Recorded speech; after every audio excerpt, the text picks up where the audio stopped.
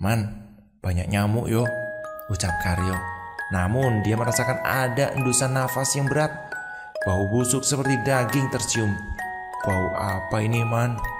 Rusman merasakan hal yang sama. Mereka berdua bersamaan menatap ke belakang.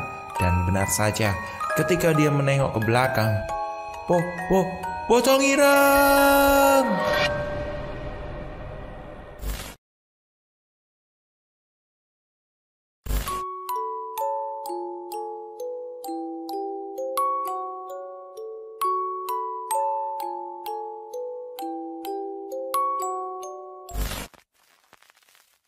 Cerita seram kali ini datang dari Pemalang, Jawa Tengah.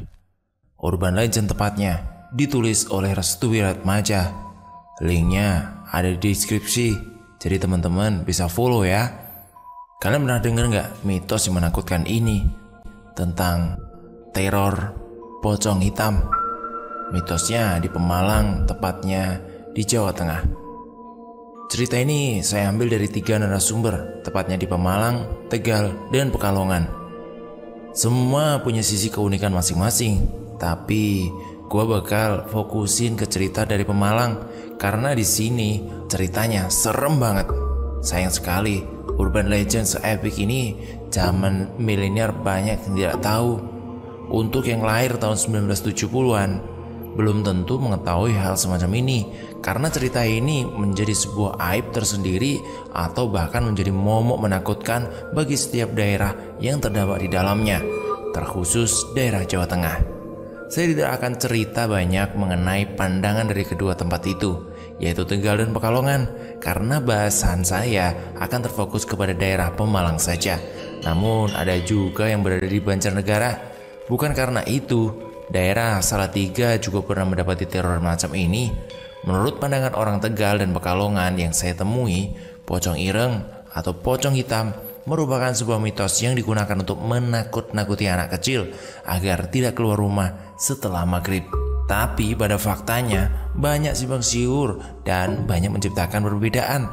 Ada yang bilang karena pesugihan atau hanya gentayangan semata karena meninggal dengan cara yang tidak mengenakan, tepatnya terbakar.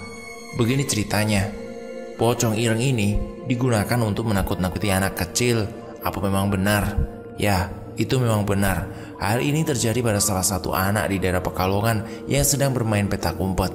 Sebut saja Karyo. Karyo biasanya bermain dengan teman-temannya di depan rumah Pak Doyo. Karyo tipe orang yang kendel, pemberani kalau bahasa Jawa Tengahnya. Saking kendelnya, dia pernah bersembunyi di makam yang angker, tempat di mana kuburan para korban pesugihan atau para pelaku pesugihan. Untuk desanya mungkin berbatasan dengan daerah Pemalang. Desa itu diampit dari sawah yang sangat luas. Konon desa M, tempat para pelaku pesugihan ini, memang meneror desa W dengan mengganggu anak kecil. Karyo ini berada di desa W, dan memang faktanya desa W lebih maju dibandingkan desa M. Kok bisa? Karena rata-rata hasil pertaniannya selalu berhasil. Ternak juga sebagai tempat transit para pendatang yang akan melanjutkan ke daerah Batang atau Pekalongan Utara. Karyo bermain dengan temannya yang kala itu berjumlah 5 orang. Padahal orang tuanya telah memperingatkan untuk tidak bermain saat azan maghrib. Ojo mulai Rita, turun nang jopo wae. Gak usah pulang, tidur saja di luar, ucap Bu Cici, ibunda Karyo. Karyo hanya tertawa dan berlari tanpa memikirkan ada bahaya yang akan mengancamnya. Siapa ini yang jaga? Adit, ayo sembunyi. Adit kemudian berjaga. Dia menutup matanya dan menghitung hingga 50. Sandarannya ada di tembok rumah Pak Doyo. Karyo, Rohim, Sarto, dan Rusman bersembunyi. Namun mereka berpencar ketika berada di belakang Pak Dodo. Kamu yakin bakalan sembunyi di sini? Tanya Rohim. Bagaimana lagi? Yang penting jangan ketahuan, ucap Sastro. Mereka kemudian bingung, sedangkan hitungan sudah sampai 30. Karyo yang lainnya masih belum tahu tempat persembunyian yang cocok untuk mereka. Aku di kandang sama Rohim aja ya. Karyo sama Rusman di mana? Karyo langsung berlari menuju pohon salak yang tumbuh di dekat kandang. Rio, mau kemana? Tunggu dulu. Man, jaga anak itu, ucap Rohim. Rusman berlari mengejar Karyo yang sudah bersembunyi. Entah mereka tahu atau tidak, orang tua dari mereka mencari ke sana kemari. Tampaknya teror pocong ireng hitam itu akan segera dimulai. Pak Karyo belum datang, ucap Bu Cici. Nanti di mana? Tanya Pak Subhan. Rumahnya Pak Dodo, jelas Bu Cici. Ya udah, susul sekarang. Sementara itu Adit mencari mereka yang sedang bersembunyi. Di mana yo? Di belakang kali, ucapnya. Adit mendengar suara hentakan kaki di kandang kambing. Pikirannya ada orang yang bersembunyi di situ. Adit mendekat perlahan-lahan. Langkah kakinya dipelankan.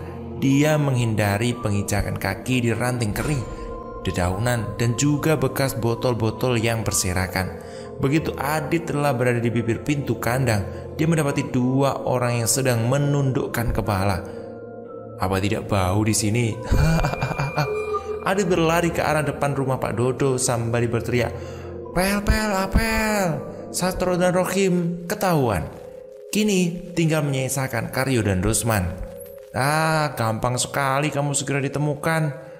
Kemudian akhirnya kita cari dua lagi, sambung Rohim. Dengan perasaan bangga, Adit mencari Karyo dan Rusman di sekitar kandang. Ini semua gara-gara kamu, Dul. Kamu yang minta sembunyi di kandang, kesal Sastro. Lah, kok aku? Keluarnya kamu yang pergi di situ duluan kok. Sastro dan Rohim saling menyalahkan. Mereka tidak mau mendapatkan giliran untuk menjaga bila nanti akan ada pengacakan ulang pemilihan penjaga baru. Dari kejauhan Sastro melihat Pak Subhan dan Bu Cici sedang membawa lentera. Mereka tampak berburu-buru. Nang, teriaknya. Sastro dan Rohim segera berdiri dan menyambut kedatangan Pak Subhan serta Bu Cici. Nah, Karyo di mana? Sastro dan Rohim saling gugup. Mereka berdua seperti terpojokkan ketika pertanyaan itu dilontarkan kepadanya. Sementara itu, Adit mendapati sebuah pohon salak yang berdekatan dengan kandang kambing. Adit melakukan hal yang sama. Dia berjalan dengan pelan-pelan menghindari dedaunan dan ranting kering. Rusman dan Karyo masih bertahan di tempat itu. Mereka tak tahu bahwa pohon salak itu merupakan awal kemunculan pocong ireng atau pocong hitam yang pernah diketahui oleh warga sebelumnya.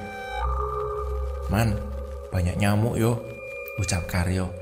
Keluar aja yuk, ayo keluar, ajak Rusman. Karyo hanya menepak tangannya untuk menangkap nyamuk. Namun dia merasakan ada endusan nafas yang berat. Bau busuk seperti daging tercium. Bau apa ini, Man? Rusman merasakan hal yang sama. Mereka berdua bersamaan menatap ke belakang. Dan benar saja, ketika dia menengok ke belakang, pocong ireng! Rusman berlari meninggalkan Karyo, sedangkan Karyo hanya terdiam menatap wajah buruk pocong itu. Ampun, ucap Karyo. Rusman yang keluar dari tempat ia bersembunyi mengagetkan Adit. Kamu teriak-teriak, ucap Adit. Ada pocong hitam, Dit. Karyo mana? Tanya Adit kaget. Lah, kan tadi di belakang. Rusman bingung. Dia berlari ke arah depan rumah Pak Dodo. Adit menyusul Rusman dari belakang. Dia juga tak ada pikiran untuk menyelamatkan Karyo. Teriakan Rusman membuat Pak Subhan dan Bu Cici bertanya-tanya. Nak, ada apa? Tanya Pak Subhan. Pocong ireng, Pak, pocong hitam. Karyo ada di mana? Karyo tertinggal di sana, Pak. Aku takut. Di mana? Tanya Pak Subhan lagi. Pohon salak, Pak, wet salak sono lu. Pak Subhan langsung berlari. Sementara Bu Cici menyuruh mereka untuk pulang ke rumahnya masing-masing. Beberapa warga mulai membukakan pintunya. Dia bertanya-tanya apa yang sebenarnya terjadi. Mengapa anak-anak masih berkeliaran di rumah saat maghrib datang. Ayo bantu, ucap beberapa warga. Para warga berduyun-duyun menuju witan salak atau pohon salak itu sembari membawa lentera damar. Dan benar saja, yang dirasakan Pak Subhan, dia masih mencari Karyo di pepohonan salak. Yo, Karyo. Pak Subhan melihat dengan mata kepalanya sendiri tubuh Karyo yang tergeletak. Di antara dedaunan yang berserakan tepat di antara apitan pohon salak yang digunakan sebagai tempat persembunyian Rusman dan Karyo. "Badanmu panas, Nang," tangis Pak Subhan. Kala itu tubuh Karyo seperti orang yang terkena racun, membiru dan bengkak. Sesekali tubuhnya bergerak-gerak, matanya masih melotot tajam ke arah yang tak dituju. Pak Subhan segera mengangkat tubuh Karyo sambil menangis. Para warga yang baru saja datang menanyakan sesuatu yang sedang terjadi. Mereka membantu Pak Subhan untuk membawa Karyo ke rumah. Keadaan menjadi kacau. Seluruh warga desa menuduh bahwa perbuatan keji ini berasal dari rencana sempurna yang dikirim oleh warga desa M dengan menjadikan anak kecil sebagai korban dengan perantara pocong ireng. Jadi korban pesugihan. Atas saran beberapa warga, diundanglah kiai di kampung itu untuk menyembuhkan Karyo. Dan begini kata kiai itu, "Belum ditumbalkan kok, masih bisa diselamatkan," ucap kiai itu. "Lalu bagaimana Pak caranya mengembalikan Karyo?" tanya Pak Subhan. Kiai itu keluar rumah. Dia menatap bulan di langit sembari memainkan tasbihnya. "Rumahmu ke arah barat?" tanya kiai itu. "Iya, betul Kiai." Para warga keluar dari rumah dan mengikuti arahan kiai itu. "Dengarkan, pocong ireng itu akan datang lagi. Jangan ada yang keluar rumah. Bawa masuk seluruh barang-barang kalian yang ada di luar rumah, sandal, pakaian atau apapun. Bawa semua masuk ke dalam rumah. Lalu pasang potongan bambu kuning di depan rumah jika rumah kalian menghadap ke barat." Warga kemudian mengiyakan. Belum sampai di situ, kiai mengisyaratkan untuk seluruh keluarga Pak Subhan agar mendatangi rumahnya selama 7 hari. Lalu membacakan Al-Quran selama 7 hari berturut-turut agar Karyo bisa kembali seperti semula. "Tidak boleh putus ya, pagi, siang, malam, pagi, itu aturannya. Jika terputus, maka Karyo bisa jadi tidak selamat." Kiai itu menilai dengan tepat tindakannya agar menjadi bahan renungan bagi tiap warganya, bahwa segala sesuatu bisa saja dilakukan dengan tentu hal yang halal, maka jatuhnya adalah kehancuran. Dan kali ini versi cerita dari Pekalongan. Ya, kalau tidak salah itu tepatnya di tahun 1985.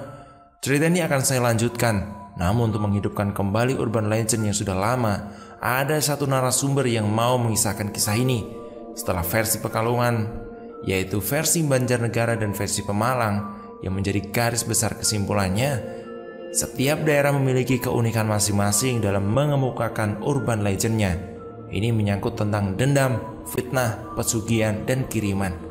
Apabila ada kesalahan informasi, mohon dimaafkan karena saya benar-benar totalitas dalam mencari informasi ini. Mari kita lanjutkan ke Aryo, korban pertama pocong ireng di Desa W, Kabupaten Pekalongan. Atas saran kiai Desa W itu, para warga yang rumahnya menghadap ke arah barat mulai memasang pring kuning, bambu kuning di rumahnya masing-masing tentunya. Untuk Karyo sendiri, dia tidak dalam keadaan meninggal, juga tidak dalam keadaan hidup. Katanya masih ada di awang-awang. Sesekali kakinya dipegang, dia akan bergerak dan meronta-ronta kesakitan. Namun jika tidak, dia seperti orang mati, diam, kaku, dan tak berdaya. "Nang, sudah, cepat sembuh ya. Mamamu sudah tidak kuat lagi melihat kamu. Ayo Nang, sembuh," ucap Pak Subhan. Bu Cici kabarnya selalu menangisi Karyo. Tubuhnya mulai kurus, matanya sebab.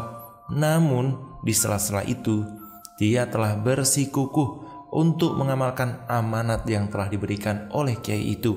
Tiap hari rumah Pak Subhan dibacakan Al-Quran pagi, siang, malam, dan pagi. Tidak boleh terputus, dibacakan selama 7 hari. Pertanyaannya, apa jadinya bila gagal? Menurut narasumber sendiri, si Karyo bisa saja meninggal dan dijadikan tumbal. Tapi pada dasarnya, tumbal itu bukan mengarah pada Karyo. Kiai itu menjelaskan, Karyo hanya kaget ketika melihat pocong ireng itu tepat berada di belakangnya. Seharusnya dia berlari mengikuti Rusman, namun dia hanya tertunduk diam dengan terus menatap wajahnya. Alhasil Karyo terkena sawan dengan badan yang membiru dan bengkak. Setelah ditelusuri, ternyata pocong ireng itu mengganggu warga yang notabene mempunyai garis perjalanan karir yang cukup baik. Di antaranya ladang yang luas, sawah yang berhektar-hektar, kambing yang sangat banyak, rumah gedong, toko sembako yang ramai, atau pengusaha lainnya. Pak Subhan dan Kiai itu saling bertukar pikiran. Tepatnya sudah 3 hari semenjak kejadian Karyo pingsan. Warga tambah hati-hati dan waspada, namun pocong ireng itu belum ada tanda-tanda kehadirannya. Apakah ini semua palsu? Jika palsu, nanti kita lihat di ujung hari anakmu. Tepatnya malam ke-7, dia akan datang menengok kembali rumahmu, ucap Kiai itu. Tanpa dirasa, warga yang menilai itu adalah mitos memutuskan untuk melepaskan bambu kuning dari depan rumahnya. Warga itu sudah kehabisan akal. Inilah yang terjadi ketika ideologi polos disuntikkan dengan nalar yang asal jepret. Warga yang asalnya percaya menjadi pemberontak. Bodoh amatlah sama hal-hal mitos begituan, pikirnya. Mana ada pocong membunuh manusia, katanya. Tepat di malam ke-7, suara lantunan ayat suci Al-Quran masih menggema di rumah Pak Subhan. Kiai itu agak santai dan duduk di depan rumah Pak Subhan. Kamu tahu kenapa pocong hitam itu datang ke sini? Tanya Pak Kiai. Mencari tumbal, Pak. Bisa jadi, tapi bukan itu tujuannya. Lalu apa, Pak? Menghancurkan, ucap Kiai itu keras. Malam ke-7, para warga keluar rumah seperti halnya malam-malam biasanya, tidak peduli mana bahaya atau keadaan yang sedang dalam keadaan ini. Semua tampak biasa-biasa saja.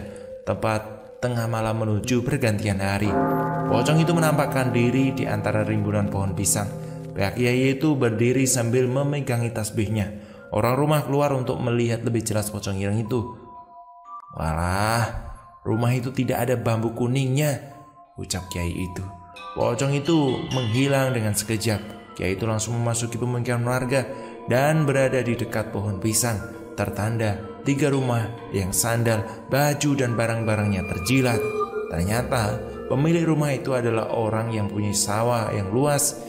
Kiai itu segera menggedor rumah yang sudah terjilat pocong ireng itu. Beliau juga menyembunyikan barang-barang yang sudah terjilat. Oh, Pak Kiai, loh, sandalku di mana, Pak? Pak Subhan yang melihat tingkah aneh Kiai itu langsung mendekatinya. Tampaknya ada sesuatu yang mengganjal. Di mana bambu kuning itu? Tak buang, Pak. Tidak dipakai, kata Pak Suri dengan santai.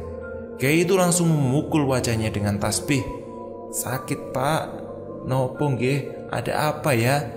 Sandal, baju, handuk yang telah terjilat pocong itu mengeluarkan asap.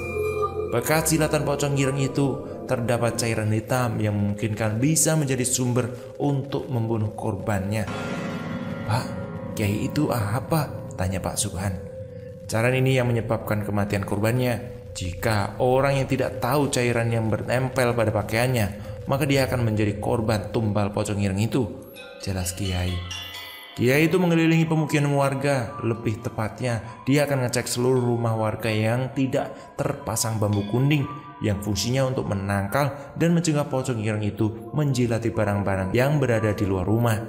Terdapat 20 rumah warga yang sandalnya dibuang langsung oleh Kiai itu. Katanya sandal itu telah terjilat langsung oleh pocong ireng itu dan karena tidak memasang bambu kuning.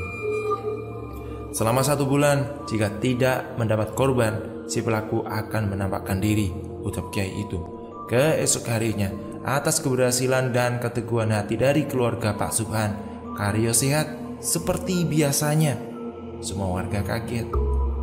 Aku ditahan di suatu tempat, lalu dicambuk dan disuruh menjawab siapa pemilik rumah yang kaya raya itu.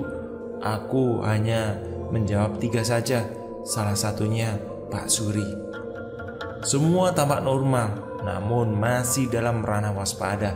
Rumah Pak Subhan menjadi ramai semenjak Kiai itu sering berkunjung ke rumahnya. Sudah hampir 1 bulan, dia belum juga muncul. Subhan, maukah kamu saya beri tugas? Tanya Kiai itu. Siap Kiai. Datangilah rumah A, blok A. Ciri-cirinya rumah bertingkat. Kamu hanya lewat saja, tidak usah menatap jendela sebelah kanan. Di situ soalnya kamarnya. Pak Subhan langsung menuju desa M yang bersebelahan dengan desa W itu. Dalam kunjungannya, dia teringat bahwa rumah itu hanya satu-satunya yang bertingkat. Tidak ada rumah lagi yang lebih mewah dari itu. Pak Subhan ingat perkataan kiai itu. Hanya lewat, jangan menatap jendela sebelah kanan karena itu kamarnya. Desa itu sepi, sedikit sekali aktivitas warganya. Warga di sana rata-rata pergi keluar daerah untuk bekerja. Sedikit sekali yang memiliki sawah. Tidak heran bila desa M ini tergolong miskin. Dan pastinya warga di sekitar desa M akan melakukan apa saja agar bisa hidup. Salah satunya adalah benar, pesugihan. Ketika mencari-cari rumah yang dituju, Pak Subhan melewati sebuah rumah mewah. Namun di dalamnya terdengar keributan yang amat sangat luar biasa. Pak Subhan tidak mau menguping. Dia terus berjalan dan pura-pura tidak tahu. Dia hanya mendengar segelintir ucapan dari seorang laki-laki itu. "Kiai bangsat," ucap laki-laki yang berada di rumah tingkat itu. Pak Subhan segera berlari karena informasi ini sangat penting dan harus disampaikan. Keringat dingin kala itu mengucur sangat deras. Katanya antara hidup dan mati mendengar ucapan laki-laki itu. Jika dia ketahuan karena mendengar sedikit saja ucapannya, bisa-bisa Pak Subhan akan diteror kembali. Karena di desa sebelah 10 menit berlari pun sudah sampai, sudah ketemu. Karena desanya bersebelahan, 10 menit berlari saja sudah sampai ke desa W. "Sudah ketemu," kata Kiai. Sudah Pak Kiai. "Istirahatlah, besok rumah itu akan terbakar.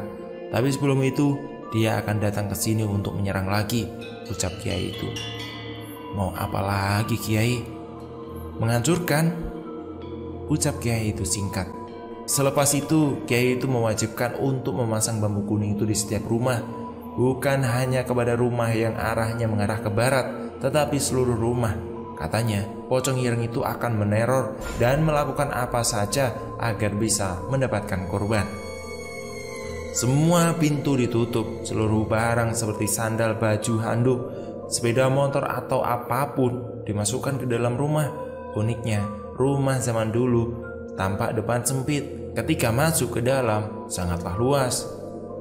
Beberapa warga lainnya memilih untuk menemani Pak Subhan dan Pak Kiai yang sedang dari tadi menunggu kedatangan pocong itu. Seluruh rumah telah mematikan damarnya atau lenteranya, hanya satu damar yang menyala. Rumah Pak Subhan seorang. Bambu kuning berjejer rapi di dewan rumah. Tangisan bayi di malam hari memecah kesunyian malam. Sepertinya pocong ireng itu benar-benar datang. "Kambing milik Pak Doyo," memekik suara sautan tanda bahaya. Hewan-hewan sekitar desa W seperti memberikan sinyal akan datangnya pocong ireng itu. Dia akan datang, tentu membawa dendam padaku. Aku telah menggagalkan pesugihan mereka. Pak Subhan menengok orang rumah, ternyata sudah pada tidur. Karyo tidur bersebelahan dengan istrinya, Bu Cici, di kamar depan. Saudara-saudara yang ikut serta dalam membacakan Al-Quran. Untuk Karyo sudah pulang sebelum teror pocong ireng itu muncul lagi. Semuanya aman, tinggal melihat apa langkah dari Kiai untuk melawan pocong ireng itu. Tepat ketika bulan purnama berada di atas kepala, sinarnya menerangi rumah warga, pepohonan, dan semua yang ada di desa itu. Pocong ireng itu muncul di pohon pisang dekat rumah Pak Suri, pemilik sawah yang amat sangat luas. Kiai itu segera membacakan sesuatu di tasbih miliknya. "Apa semua rumah terpasang bambu kuning? Jika belum, segera dipasang," saran Kiai. "Sampun Kiai, sampun. Sudah Pak." Pocong ireng itu mendadak menghilang. Tapaknya dia menuju pemukiman warga. Namun sayang, usahanya sia-sia. Seluruh rumah sudah terpasang bambu kuning. Tidak ada satupun celah untuk masuk dan menjilati atau meludah air liurnya ke barang-barang milik warga. "Pak Kiai, sudah selesai ini. Tunggu sampai pagi. Semua akan berjalan dengan lancar hingga azan subuh menggema." Suara kentongan yang terbuat dari bambu telah dipukul oleh warga. Pocong ireng itu gagal mengambil korbannya. Tepat di pagi hari itu, banyak warga M yang keluar rumah untuk memadamkan api di rumah tingkat yang pernah dikatakan oleh Kiai itu. Rumah itu adalah pemilik pocong ireng sebagai pesugihan. Sempat beredar Pemilik pocong ireng itu yang berinisial S menolak untuk menukarkan keluarganya demi tumbal yang harus diserahkan selama 1 bulan terakhir. Sebagai gantinya, rumah itu terbakar karena menolak perjanjian yang harus disepakati. Rumah dan segalanya yang ada di dalamnya merupakan hasil pesugihan. Tak ada yang tahu bagaimana nasib pemilik pocong ireng itu. Namun kabar yang pernah bermunculan di awal tahun 2002, namun dengan sudut pandang yang berbeda. Segala sesuatu yang dikerjakan dengan perbuatan di luar norma, alam, dan agama, maka kehancuran yang akan didapatkannya. Setelah kemarin kita cerita soal pocong hitam atau pocong ireng versi Pekalongan, kita ingin coba untuk versi Banjarnegara. Tepatnya tahun 1992. Desa K, tepatnya di Banjarnegara. Jika ingin melihat keindahan desa ini, lihatlah sungainya. Cahaya matahari yang terpantul ke sungai itu akan menciptakan goresan pelangi di sisi sungai. Mungkin beberapa warga Banjarnegara tidak asing dengan kata Sungai Serayu.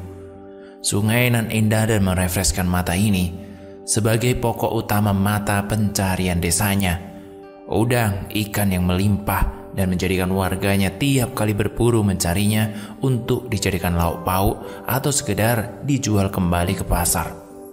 Pesonanya yang indah menjadikan sungai ini seringkali menjadi pusat pariwisata dengan arum jeramnya yang menantang nyali. Namun, pernahkah berpikir, dahulu sekali sungai ini sempat diisukan dengan awal kemunculan pocong ireng. "Ayamku hilang terus, siapa yang ambil?" ucap Pak Agi sambil melihat posisi kandangnya yang telah terbuka semenjak pagi tadi. Bulu-bulu ayam berserakan di sekitar kandang. Walau hanya satu saja yang tergondol maling, namun sudah 2 pekan terakhir ayam di desa K kerap kali kemalingan. Warga mengira ayam yang menghilang dimangsa musang yang lapar atau ular yang berseliweran di sekitar pepohonan kelapa. Namun tidak ada tanda-tanda tercabiknya ayam itu, baik darah yang berceceran atau suara ayam di pagi hari tepatnya jam 3. hilang lagi, tambah Pak Koko. "Ayamku hilang lagi." "Ayammu habis berapa?" tanya Pak Agi. "Sudah habis, Pak." "Saya sisa kotorannya, mau." Canda Pak Agi ditawa pagi itu. Mitosnya, hilangnya ayam ini diduga bersamaan dengan kemunculan makhluk yang tak kasat mata berbadan besar dengan taring dan cakar yang pernah muncul di Sungai Serayu. "Dimakan sama gede dhuwur kayaknya ya," ucap Pak Koko. "Tidak mungkin lah Pak, itu ayam tidak bunyi." Namun Pak Agi dan Pak Koko tidak ada keyakinan melapor ke balai desa. Kesannya sangat lebay jika ayam saja sudah dilaporkan ke balai desa. Zaman dahulu sangat menjaga nih image apabila ada kehilangan, tidak mempersulit walaupun dampaknya terkena diri sendiri, tapi benar-benar tidak sepenuhnya masalah itu dilimpahkan ke balai desa. 2 pekan berlalu, isu kehilangan ayam sudah dirasakan oleh Pak Kepala Desa sendiri. "Ayamku kok habis ya?" ucap Kepala Desa. Semua warga mengira ayam yang diambil adalah ayam yang layak dijual ke pasar. Akhirnya, atas kesepakatan bersama, Pak Kades mengimbau kepada seluruh warganya agar diterapkan sistem penjagaan di tiap malam, tepatnya hingga pagi hari. Alasan diterapkan penjagaan itu agar misteri tentang hilangnya ayam di desa K bisa mulai ketahuan. Hal ini berlaku kepada seluruh desa di sekitar juga karena isu ini sudah tersebar luas. Lalu, mengapa juga ya waktu subuh menjadi patokannya? Jawabannya sederhana. Jika yang mengambil ayam adalah sosok genderuwo atau yang gede dhuwur itu yang pernah jadi mitosnya, maka tidak akan lama lagi pergerakannya dan mudah dibuatkan pagar gaib agar tidak masuk lagi. Tapi jika yang mengambil maling, pagar gaib pun percuma dibentuk. Maka dari itu, Pak Kades menerapkan penjagaan selama malam hingga subuh. Targetnya adalah penangkapan peneror kehilangan ayam yang telah meresahkan warga desa K itu. Namun begitu ditelusuri, orang yang dicurigai itu menuju kandang ayam salah satu milik warga yang kebetulan ayamnya masih utuh selama 2 pekan terakhir. Warga yang mengetahui itu segera meneriakinya, "Garong, garong, maling, maling! Kamu maling kan? Kamu maling ayamku tuh!" Warga yang berteriak dahulu sebelum bertindak memberikan kesempatan maling untuk berlari sebelum tertangkap basah. Hari pertama dirasakan sangat sia-sia.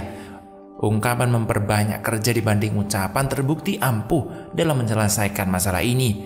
Kegagalan itu menjadi kekalahan pertama desa K. Mereka menyesal dan mengadukan ini kepada kepala desa. Bapak kepala desa yang mengetahui ada pergerakan maling akhirnya mencari tahu lebih dalam mengenai terakhir kali maling itu menghilang. Warga menjawab secara serentak, "Kali Serayu." "Ya benar, Sungai Serayu," ucap mereka. "Penjagaan tetap dijaga, jangan sampai ada kesalahan lagi. Usahakan bergerilya agar tidak mencirikan penjagaan ini di masing-masing jalan," ucap kepala desa. Strategi ini dinilai sangat ampuh dengan kondisi sekitar yang rata-rata pepohonan. Dengan memaksimalkan situasi, seharusnya maling bisa tertangkap jika cara ini direalisasikan di hari pertama penjagaan. Namun maling itu tidak berkunjung lagi. Pak Kades meminta untuk bersabar dan terus melakukan penjagaan. Siapa tahu malingnya muncul di saat penjagaan dalam keadaan lowong. Hingga hari ketiga, hasilnya tetap nihil. Tepat di hari keempat, maling yang telah lama tidak menyentuh tanah basah yang tersentuh tetesan hujan itu mulai muncul dengan pakaian dan perlengkapan yang sama. Warga telah mengetahui maling itu bakal datang di hari itu karena musim penghujan mulai datang. Sepertinya inilah kesempatan emas bagi mereka agar menangkap maling ayam yang sempat meresahkan warga itu. Maling itu tampak sempurna seperti telah ahli. Langkahnya mengendap-endap pelan-pelan dan santai. Sesekali tatapannya menengok kanan kiri. Semuanya terasa aman. Padahal warga sedang bergerilya di dekat pohon kelapa. Ketika maling itu hendak mengarungi ayam yang sedang berada di kandang, ayam itu memekik suaranya. Maling itu sok dan memplester mulut ayam itu dengan cepat, lalu dimasukkan ke dalam karung yang telah lebih dahulu disiapkan. Warga yang telah gelam melihat tingkah laku maling itu masih bergerilya di balik pohon kelapa. Mereka menunggu aba-aba untuk mencegatnya. Serasa sudah selesai, maling itu menengok kanan kiri, depan belakang dan sekitaran. Hatinya mulai tidak tenang. Ketika hendak memutar balik ke arah yang berlawanan, para warga keluar dari tempat persembunyiannya. Terjepitlah maling itu tepat di tengah-tengah keramaian warga. Total 15 orang yang mengerumuni maling itu. "Wes, rasa kakean cangkem, pateni wae." Sudah, tidak usah banyak omong, kita bunuh aja nih maling," ucap warga yang sudah lebih dulu kesal. Para warga menghakimi maling itu tanpa lebih dahulu diinterogasi. Mereka menghantam, memukul, menendang, dan tentu tanpa belas kasihan. Teriakan minta tolong, tangis, jeritan, rasa sakit semuanya menjadi hening di tengah malam yang semula damai kini menjadi malam akhir bagi perjalanannya. Darah berceceran di mana-mana, matanya menghitam dan lebam. Tangannya masih meraba-raba karung yang telah diisi oleh ayam itu sendiri. Dari arah belakang, salah satu warga menghantam kepala maling itu dengan batu cadas, seperti batu untuk pondasi rumah. Kepala itu mendadak remuk, mengalir darah yang deras dan meraba ke tanah yang basah. Bau amis darah menggantikan bau embun di pagi hari itu. Maling itu mati di tempat. Malingnya sudah mati. Gila kamu, ucap salah satu warga. "Terus bagaimana ini? Jangan sampai ketahuan sama kepala desa, bisa mati aku." Kebetulan waktu itu Pak Agi dan Pak Koko tidak mendapatkan jadwal menjaga, jadi kematian maling itu berhasil disembunyikan. Lalu bagaimana cara mereka menutup kejadian itu dengan rapi? Karena sia-sia juga untuk memberitahu Pak Kades melihat resiko yang amat sangat besar ini. Para warga membagi tugas. 5 orang pertama membereskan aliran darah yang merembas di tanah yang basah itu dengan memberikan tanah liat yang diambil dari sekitar Sungai Serayu. 5 orang kedua mencari kain kafan. 5 orang yang lain menguburkannya. Mereka bekerja dengan cepat agar semua tertata rapi tanpa ada kecacatan sedikit pun. Namun, ada satu masalah yang sangat kompleks saat itu. Mereka tidak berhasil menemukan kain kafan yang digunakan untuk membungkus tubuh maling itu. "Oh, kainnya Nindi, kainnya yang mana?" tanya warga yang bertugas untuk mengubur maling itu. "Gak ada, bagaimana ini?" Mereka kebingungan untuk mencari kain kafan yang digunakan untuk membungkus tubuh maling itu. Kresek, gimana kalau plastik hitam aja?" ucap warga. Mereka segera mencari kresek hitam, plastik. Mungkin yang dimaksud di sini seperti plastik untuk sampah yang besar itu, karena narasumber kayaknya menyebutkan kresek hitam. Jadi, saya menerjemahkan kalau itu adalah kantong plastik yang besar yang berwarna hitam. Didapatinya kresek hitam itu dari salah satu rumah warga yang digunakan untuk menaruh pupuk kambing. Kematian yang tidak tenang, prosesi penguburan yang tidak wajar, alat yang digunakan tidak berberi kemanusiaan. Bukankah hal ini yang menjadikannya membalas dendam? Maling itu dikuburkan di dekat sungai Serayu. Tanah yang digunakan untuk mengubur disiram oleh air agar tidak mencirikan seperti kuburan. Selain cerdas, mereka juga pintar dalam mengkondisikan suasana. Lalu, di mana puncak kemunculannya? Usut punya usut, keluarga korban mengetahui tindakan kurang ajar Desa K kepada anaknya. Mereka menuntut balas, apakah dengan aparat kepolisian, atau dengan HAM, atau melaporkannya ke kepala desa. Tentu tidak. Mereka membalas dendam maling itu tepat 1 bulan setelahnya. Maling itu yang berkain kafan, tepatnya plastik hitam, dijadikan objek untuk menuntut balas dan meneror warga. Menurut pengakuan narasumber yang merupakan anak dari salah satu warga Desa K, kejadian itu sudah sangat lama. Selama masa-masa setelah kematian maling itu, warga Desa K didatangi berbagai macam sesuatu yang tidak mengenakan. Selain ayam, ternak lainnya juga mendadak mati. Sawah banyak yang gagal panen, mata pencarian warga terputus, dan muncullah satu sosok yang sangat meresahkan warga. Apa itu? Ya, benar. Pocong ireng itu menampakkan diri di antara pepohonan kelapa, tepat di mana dia dieksekusi secara sadis oleh warga. Hal ini menjadi puncak kecurigaan kepala desa.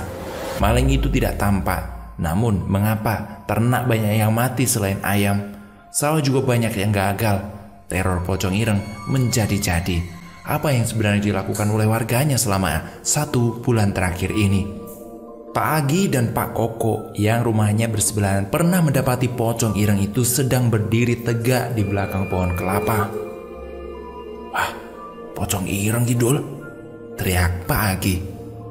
Pocong ireng itu terus meneror kurang lebih 15 warga yang ikut dalam penghakiman dirinya. Dimulai dari mengetuk pintu di malam hari, menjilati seluruh sandal, dan yang lainnya. Korban demi korban berjatuhan.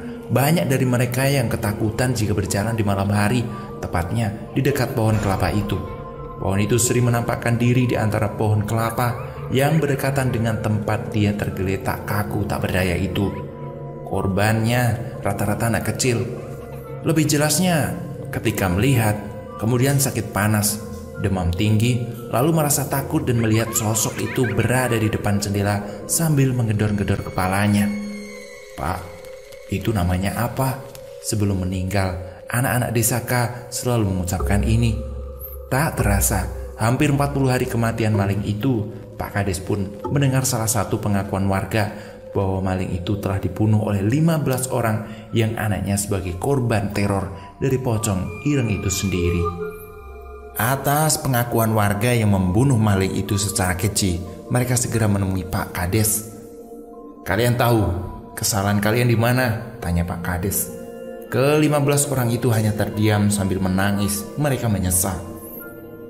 "Jangan siksa tubuhnya, jangan menghakimi," teriak Pak Kades. "Pak, lalu apa langkah yang bisa kita ambil?" tanya Pak Agi. Pak Kades hanya terdiam, menarik nafas dalam. "Hubungi Kiai A di Desa B. Dia pernah mendapati kiriman seperti ini. Siapa tahu ada jalan keluar," pinta Pak Koko. Akhirnya mereka menyetujui untuk bekerja sama dengan Kiai A, tepatnya di Desa B itu. Kiai itu berhasil didatangkan sebelum azan maghrib tiba. para warga segera mengikuti runtutan kegiatan yang ditetapkan kiai itu.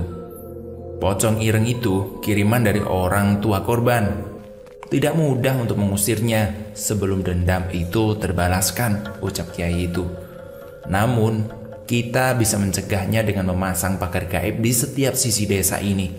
Tak mudah, namun semoga saja usaha kita berhasil. Mereka sholat maghrib berjamaah dengan kiai itu. Setelah itu dilanjutkan membaca tahlil hingga waktu isya. Langkah terakhir adalah menancapkan pagar gaib berupa bambu kuning ukuran seperti potongan pasak kemah. Namun itu sangat berguna. Entah apa yang membedakan antara versi Pekalongan dan Banjarnegara. Sepertinya kemiripan. Ada cara mencegah pocong ini masuk ke pemukiman warga. Sebanyak 150 disesuaikan dengan pelaku pengeroyokan itu. Bambu kuning itu ditancapkan di setiap sisi hingga menuju Sungai Serayu. Setelah usai, mereka menunggu aba-aba dari kiai itu sendiri. Pak Koko, nanti kalau pocong ireng itu datang, jangan ada yang bicara. Biarkan aku saja yang bicara padanya. Paham? Siap Kiai, siap. Pak Agi dan Pak Koko merintahkan warganya untuk diam. Tepat di tengah malam, pocong ireng itu benar-benar muncul. Namun dia tidak bisa memasuki pemukiman warga. Bisa dibilang kemunculannya di perbatasan desa K dan desa sebelahnya. Awalnya, kepala desa, Pak Agi dan juga Pak Koko tidak mempercayai sosok itu nyata. Namun setelah melihatnya langsung, pocong itu seperti meminta untuk dikuburkan secara layak. Dia melakukan hal itu ternyata untuk memberikan makan kepada keluarganya yang kesusahan. Karena tentu harga padi yang melejit saat itu akibat permainan dari pemilik sawah dengan pemasaran yang dilakukannya. Betapa miris ketika mereka yang kaya tidak pernah memandang miskin. Atas permintaan Gaya itu, digalinya makam pelaku maling ayam itu, tepat digantikannya dengan kain kafan. Dilayakkannya pemakaman itu pada umumnya. Semenjak itu, isu pocong itu tidak lagi ada. Karena yang menjadi pocong ireng ini beredar adalah karena permasalahan ekonomi.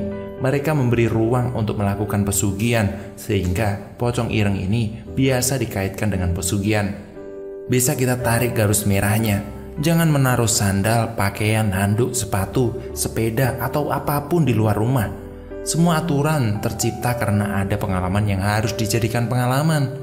Tentu ini versi Banjarnegara, ya. Mohon maaf apabila ada kesalahan dan silahkan koreksi pernyataan ini. Masih ada satu versi lagi, yaitu versi Pemalang. Apa bedanya? Oke, cerita selanjutnya. Saat ini pocong ireng versi Pemalang. Bismillahirrahmanirrahim. Prolog yang tertera di foto yang saya upload itu merupakan sebuah ungkapan narasumber yang sekarang masih hidup, namun dengan usia yang sudah lanjut. Bahkan dia saja tidak mengingat siapa saya sebenarnya, padahal saya adalah murid ngaji beliau dulu. Baik, langsung saja sama ceritanya ya. Pemalang tahun 1985, Desa M. Saat itu kebudayaan menjadi hal yang sangat relevan dan bersifat dinamik di daerah ini. Karena ini, narasumber mengawalinya dengan pengalaman budayanya di daerahnya. Dulu kalau ada kawinan, tari selendang jadi acara intinya. Tari selendang adalah ciri khas dari daerah Pemalang, penggabungan dari ragam gerak daerah Sunda, Banyumas, Yogyakarta, dan Surakarta. Namun di tengah merebaknya kesenian dan kebudayaan Pemalang, terdapat teror yang sangat mengerikan. Kalau ada yang mengetuk pintumu malam-malam, jangan dihiraukan, ucap Mak Sri malam itu. Mak Sri mempunyai anak perempuan yang baru saja menikah, namanya Lili. Selang 3 bulan pernikahannya, Lili dikabarkan mengandung bayi hasil pernikahannya dengan pemuda asal Jakarta bernama Bram. Selang 3 bulan pernikahannya, Lili dikabarkan mengandung bayi hasil pernikahannya dengan pemuda asal desa bernama Bram. Mungkin nikah muda bukan hal yang lumrah untuk zaman dulu. Asalkan ada kemantapan di antara keduanya, pernikahan bisa dilangsungkan atas nama dasar suka sama suka. Mak Sri mengingatkan kepada Bram agar menjaga Lili ketika maghrib mulai bergema. Saat itu, orang yang hamil sangat mempercayai mitos yang beredar. Pocong ireng. Ya, benar. Teror pocong ireng sendiri baru diketahui ketika salah satu warga yang tak sengaja melihatnya di depan rumahnya. Pocong ireng itu mencari tumbal. Incarannya yang terutama adalah bayi yang dikandung oleh ibu-ibu hamil di desa itu. Banyak wanita hamil yang stres, ada yang keguguran, kontraksi yang berlebihan, bahkan memutuskan untuk pindah rumah dan hidup di daerah lain agar teror itu tidak merebak dan mengganggunya secara terus-menerus. Secara berkala, mereka yang percaya akan pesugihan mengira pocong ireng ini jadi-jadian dan hanya bisa dilepaskan kedoknya jika kedapatan berbedaan dengan kehidupan sosialnya. Konon si pelaku pocong ireng ini memainkan perannya dari kejauhan dan mengambil tirakat dari luar kota. Bisa dibilang dia melakukan persekutuan dengan pengorbanan seorang untuk awal terjadinya kerjasama antara demit dan juga dirinya. Mungkin sampai di sini ada yang bertanya, si pelaku harus mendiami dan bertirakat di salah satu gunung di Jawa Barat. Narasumber lupa nama gunungnya apa, lalu dia harus menyetubuhi putrinya secara keji. Sesudah itu, dia memaksa putrinya untuk meminum darah ayam cemani hitam yang digorok lehernya menghadap timur di tempat yang tidak pernah diketahui letaknya. Jika sudah, si putri atau anaknya itu tidak boleh keluar dari rumah sebelum waktu yang ditentukan. Isu teror ini sudah berlanjut dari mulut ke mulut. Namun hanya sedikit saja yang tahu. Itu hanya beberapa yang ingat. Karena urban legend yang seperti ini memang sudah tersohor di awal tahun 2000-an. Mak Sri selalu membuat pagar gaib di depan rumahnya dengan menyipratkan air dari bekasan cuci beras dengan menggunakan 4 helai batang padi yang belum tua warnanya. Hal ini supaya si pocong tidak mendekat dan hanya bertahan di depan rumahnya saja. Namun beberapa warga lain sempat kesal dengan tingkah Mbak Sri ini. Katanya, "Kamu mau percaya itu?" Beberapa fitnah dilontarkan oleh para warga terkait kemunculan pocong ireng. Mas Sri itu yang bikin perpecahan ini. Tanpa ada rasa, hal ini terdengar di telinga Lili dan Bram. Mereka agak resah mendengarkannya. "Mak, sudahlah, selesaikan itu. Itu hanya mitos," ucap Lili. Mas Sri hanya terdiam sambil terus melanjutkan pekerjaannya untuk menyipratkan air itu di depan rumah Lili dan Bram. Namun siapa sangka si Lili termakan bujukan para tetangga rumahnya kalau si ibunya telah gila dan mempercayai mitos akan kemunculan pocong ireng. "Wis lah mak, wis, aku ora butuh kui cuma mitos." "Sudahlah mak, aku tidak butuh itu cuma mitos mak." Lili mendorong ibunya hingga terjatuh. Baskom, wadah pun terlempar hingga tangannya terkilir. "Li, kenapa? Ini tuh ibumu," jelasnya Bram. Bram membantu membangunkan ibu mertuanya. Tangannya yang terkilir dia urut dengan menggunakan minyak goreng. Lili masih tak peduli. Masa bodoh dengan mitos kuno yang beredar. "Dok, itu bukan mitos," ucap Mak Sri pelan. "Mak, Lili malu jadi omongan tetangga." Mak Sri hanya menundukkan pandangannya. Begitu pula Mas Bram yang tampak kecewa dengan tingkah Lili yang berada di luar batas. Kekecewaannya tetap tidak bisa diungkapkan karena takut akan menjadi beban pikiran buat istrinya. Bram mengantarkan ibu mertuanya, Mak Sri, untuk pulang ke rumahnya yang tidak jauh dari tempatnya. Lili hanya bersikeras melakukan hidupnya dengan normal tanpa ada gangguan. Bukan itu yang dimaksud Mak Sri. Sempat-sempatnya dia melakukan ide bodoh bukan berarti tidak bermakna, karena orang tua lebih mengetahui manis pahit dan pengalaman serta cerita dari leluhurnya. Tepat setelah azan Isya berkumandang, Bram belum juga datang. Hati Lili menjadi gersah. Mungkin saja dia bermain di luar dengan teman-temannya. Keadaan yang hamil ini telah menjadikan Lili stres berat. Mana lagi dia masih kepikiran dengan perkataan tetangga yang menyebut ibunya sendiri gila. Teror pocong ireng juga salah satunya selalu mengganggu ibu hamil. Lili hanya menunggu di ruang tamu dalam rumahnya. Sesekali dia mengelus-ngelus perutnya yang sedikit membuncit itu. Pukul 10 malam, tidak ada tanda-tanda kedatangan suaminya. Bram sudah kelewatan batas dan tidak menjalankan amanah dari mertuanya untuk menjaga Lili. Lili tertidur di ruang tamu. Tepat pukul 1 pagi, dia terbangun karena ada ketukan pintu. "Cih, tidak usah pulang, tidur di luar." Namun ketukan pintu itu masih terdengar. "Dengar nggak? Tidak usah pulang, tidur saja di luar," kesal Lili. Suara itu tidak hilang, masih saja berbunyi di kesunyian malam. Lili merasa aneh. Suaminya tidak pernah seegois itu. Dia memberanikan diri melangkah untuk membuka pintu. Lili membuka pintu dengan pelan. Kiranya dia akan mendapati suaminya dan langsung memeluknya untuk meminta maaf. Namun yang tampak adalah sosok pocong ireng dengan pandangan yang mengerikan menatap padanya. Bau busuk tercium seketika. Wajahnya tak bisa dikatakan lagi, hancur dan berantakan. Lili shock. Dia memegangi perutnya dan segera melangkah mundur pelan. Tangannya meraba-raba daun pintu untuk segera menutup. Namun apa daya, kepalanya langsung pusing. Lili terjatuh tepat di depan pintu. Subuh, tepatnya, Bram terkejut melihat istrinya tertidur di depan pintu. Darahnya berceceran dari kakinya. Kemungkinan besar ada kontraksi di perutnya. Lili segera dibawa ke dukun bayi. Barangkali cara ini lebih efektif. Isu diterornya Lili oleh pocong ireng menyebar luas. Para warga membenarkan teror itu.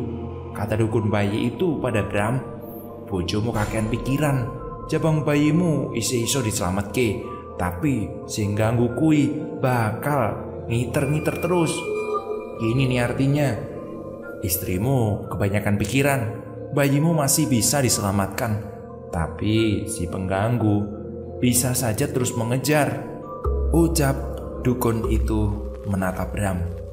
Lili masih shock. Dia takut kehamilannya akan gagal, manakala sosok itu masih menerornya.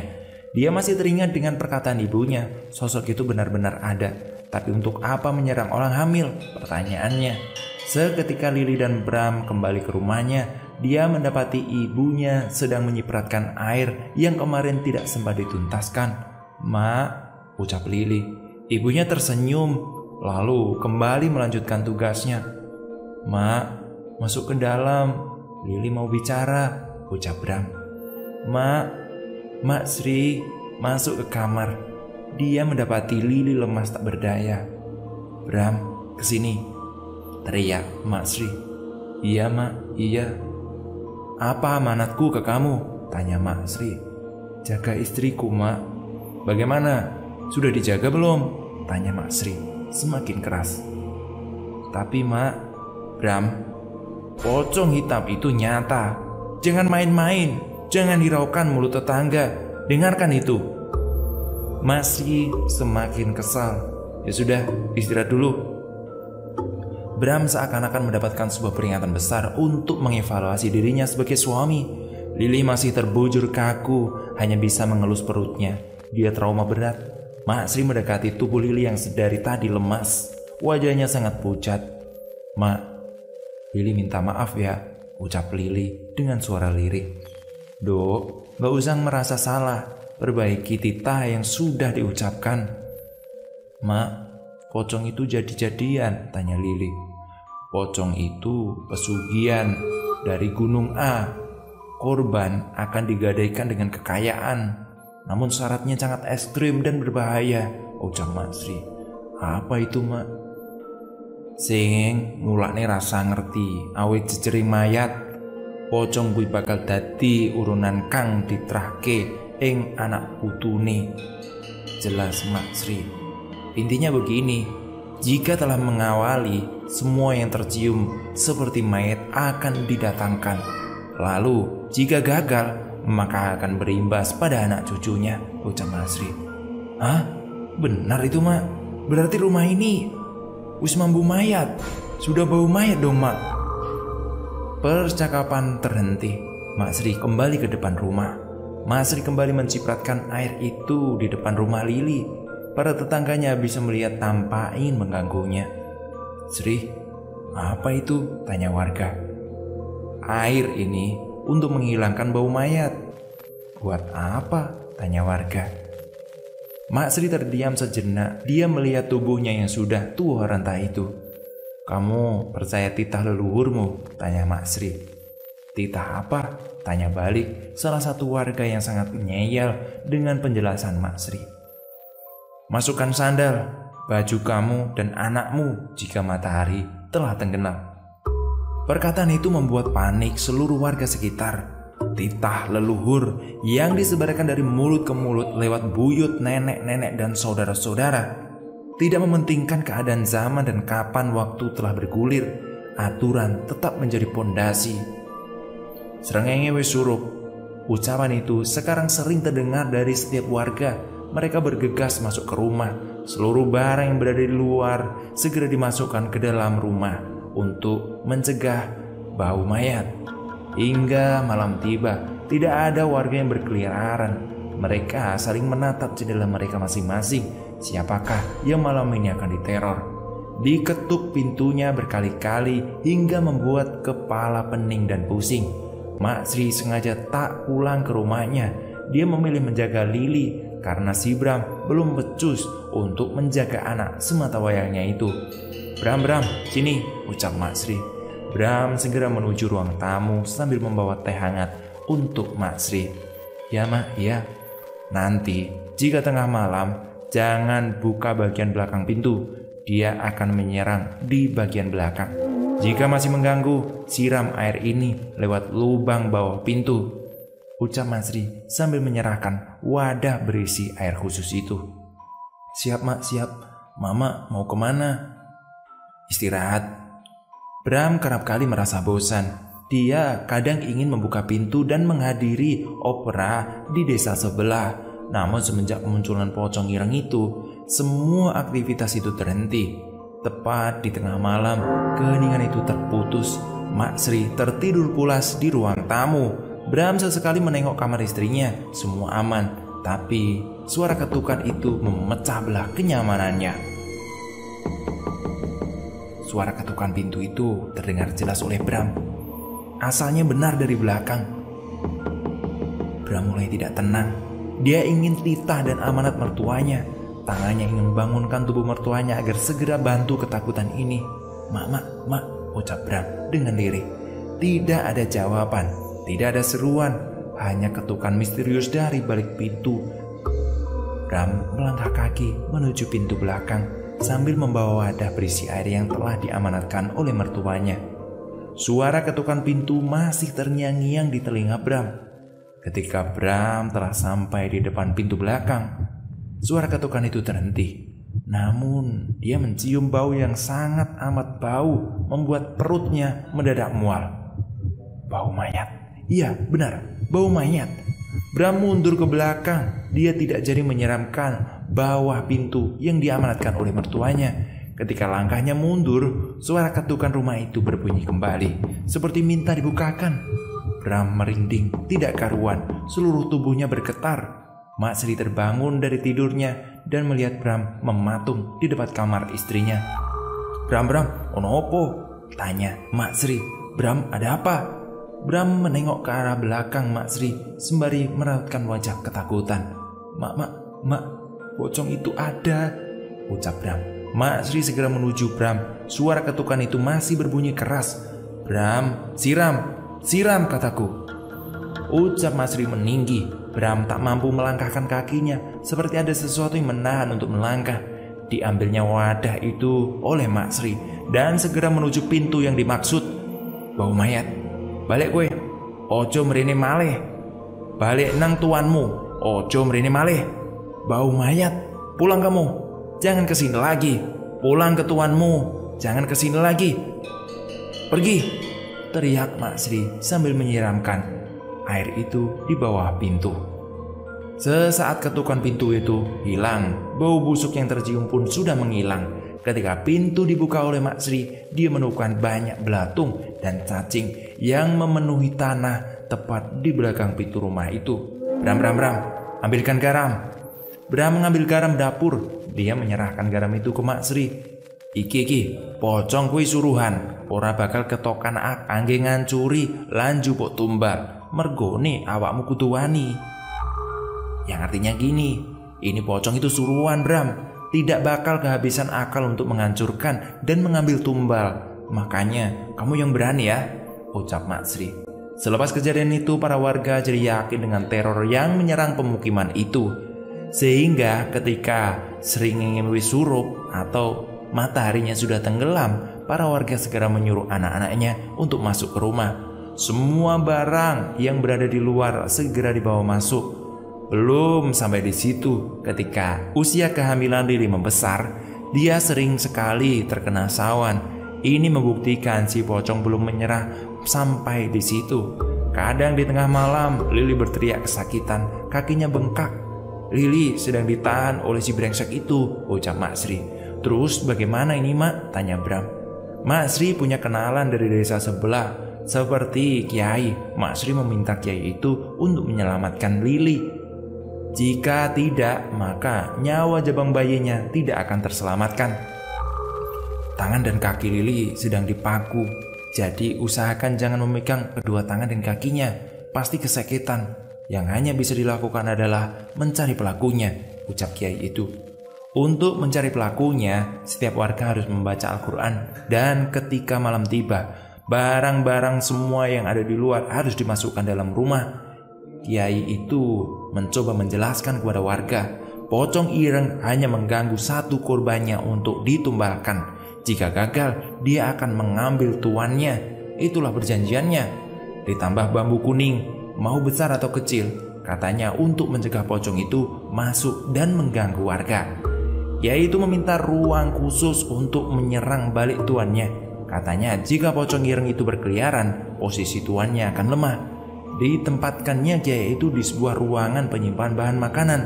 Ciri-ciri pocong itu akan datang adalah dengan gemuruhnya suara angin, bau busuk mayat, dan ketukan pintu.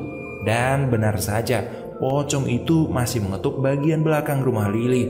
Mak Sri menyarankan agar Bram fokus menjaga Lili, sedangkan Mak Sri menuju ruangan Kiai itu yang sedang bersiap menyerang tuan dari pocong ireng itu. Sudah datang Pak Kiai, ucap Mak Sri dari bibir pintu ruangan. Suara ketukan pintu terdengar jelas ditambah dengan suara gemuruh angin. Lili berteriak kesakitan. Mak Sri panik tidak karuan. Ojo dicekel sikil lantangane, colke wae. Jangan dipegang kaki sama tangannya, dilepaskan saja ya, teriak Kiai itu kepada Mak Sri. Bram, tolong lepaskan, teriak Mak Sri. Iya Mak, iya. Bram langsung melepaskan tangannya. Telat sebentar, anakmu bisa mati, ucap Kiai itu. Terus ini bagaimana Kiai? Diam dulu, tuannya sebentar lagi ketahuan. Mak Sri tak bisa berbuat apa-apa. Dia hanya bisa menunggu waktu yang tepat untuk membantu Kiai itu. Suara itu lambat laun menghilang bersama dengan gemuruh angin. Sudah selesai, ucap Kiai itu. Maksudnya gimana Kiai? Kiai itu keluar dari ruangan tempat dia bersemedi. Mak Sri menyuruhnya menuju ruang tamu untuk menjelaskan. Sri, ojo sampai awakmu buka ke pintu buri, yen srengenge wis surup, wis jebol, golek pring kuning kanggo nahan yo.